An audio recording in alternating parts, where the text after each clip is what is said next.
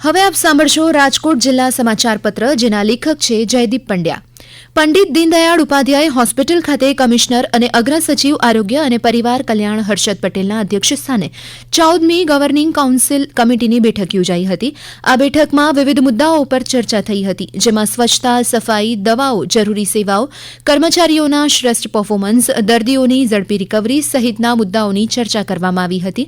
આ બેઠકમાં દર્દીઓ માટે જરૂરી સાધન સહાયની ખરીદીને મંજૂરી આપવામાં આવી હતી, તેમજ દર્દીઓના હિત માટે જરૂરી દવાઓની ખરીદી બાબતે સાવધાની રાખવા પણ જણાવવામાં આવ્યું હતું. પ્રાઇવેટ એમ્બ્યુલન્સ માત્ર બહારથી દર્દીઓને અંદર તેડવા મૂકવા જ આવજા કરી શકશે. હોસ્પિટલના કેમ્પસમાં 10 મિનિટથી વધુ ઊભી રહી શકશે નહીં તેવું જણાવ્યું હતું. કમિશનર દ્વારા પ્રધાનમંત્રી જન આરોગ્ય યોજના PMJAY અંતર્ગત કરવામાં આવેલી કામગીરીમાં રાજકોટ સિવિલ હોસ્પિટલ સમગ્ર ગુજરાતમાં મોખરે હોવાથી તમામ સ્ટાફ તથા ડોક્ટર મોનાલીના નેતૃત્વની સરાહના કરવામાં આવી હતી.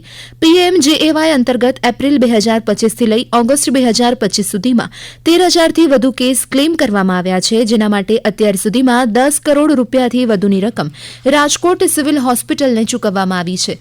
રાજકોટ જિલ્લા પંચાયતની નવી દિશા દીકરી આગળ વધો પહેલ અંતર્ગત રાજ્યના મહિલા અને બાળ કલ્યાણ મંત્રી ભાનુબેન બાબરિયાના હસ્તે જિલ્લાની ડ્રોપ આઉટ 105 દીકરીઓનો શાળા ITIમાં પુનઃ પ્રવેશ કરાવવામાં આવ્યો છે, જેમાં 85 દીકરીઓનો ધોરણ 7 થી 12માં પુનઃ પ્રવેશ, જ્યારે 20 દીકરીઓનું તેમની રૂચિ મુજબ ITIમાં વ્યવસાયલક્ષી કોર્સમાં એડમિશન કરાવાયું છે, જેના પગલે આ દીકરીઓમાં ઉચ્ચ અભ્યાસ સાથે જીવનમાં આગળ વધવાની નવી આશાનો સૂર્યોદય થયો છે અને તેમને જીવનમાં આગળ વધવાની નવી દિશા મળી છે, જે અંતર્ગત અભ્યાસ છોડી ચૂકેલી દીકરીઓના શાળા પુનઃ પ્રવેશનો કાર્યક્રમ જિલ્લા કલેક્ટર કચેરી ખાતે યોજવામાં આવ્યો હતો.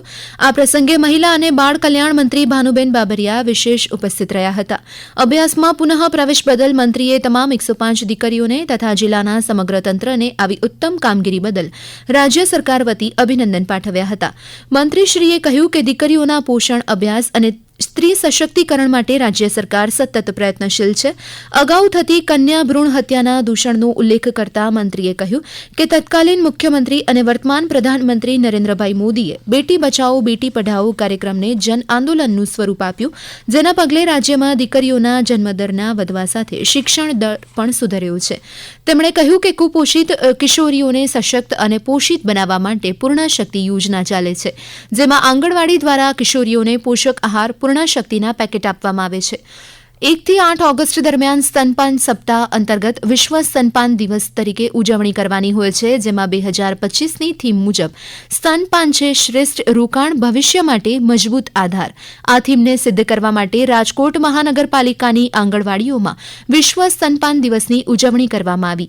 રાજકોટની જનાના હોસ્પિટલમાં વિશ્વ સ્તનપાન દિવસ નિમિત્તે પ્રોગ્રામ ઓફિસર શારદાબેન દેસાઈ તેમજ તેમની ICDS ટીમ સાથે રહી ધાત્રીબહેનોની મુલાકાત કરવામાં આવેલ. માતાને 1000 દિવસનું મહત્વ તેમજ 6 મહિના સુધી ફક્ત સ્તનપાન જ તેમજ મધર કાંગારૂ કેર તેમજ સરકાર તરફથી મળતા THRના પેકેટનો ઉપયોગ તેમજ તેમનું ખોરાકમાં મહત્વ વિશે વિસ્તૃત સમજણ આપવામાં આવી હતી. પશ્ચિમ રેલવેના રાજકોટ ડિવિઝન પર સ્વાતંત્ર્ય દિવસ સમારોહ 2025 અંતર્ગત રાજકોટ ખાતેના ડિવિઝન કાર્યાલય પરિસરમાં એક વિશાળ શ્રમદાન કાર્યક્રમનું આયોજન કરવામાં આવ્યું હતું.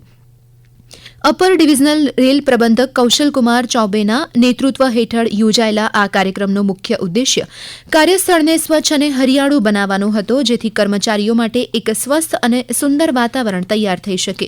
આ કાર્યક્રમમાં તમામ શાખા અધિકારી સહિત લગભગ 300 કર્મચારીઓએ ઉત્સાહપૂર્વક ભાગ લીધો હતો અને સૌએ સાથે મળી પરિસરમાંથી બિનજરૂરી ઘાસ અને કચરાની સફાઈ કરી, જેનાથી ઓફિસનો દેખાવ સંપૂર્ણપણે બદલાઈ ગયો હતો. હમણાં જ આપે રાજકોટ જિલ્લાનું સમાચાર પત્ર સાંભળ્યું, જેના લેખક હતા જયદીપ પંડ્યા. પ્રસારણ આકાશવાણીના અમદાવાદ વડોદરા કેન્દ્ર પરથી કરવામાં આવ્યું.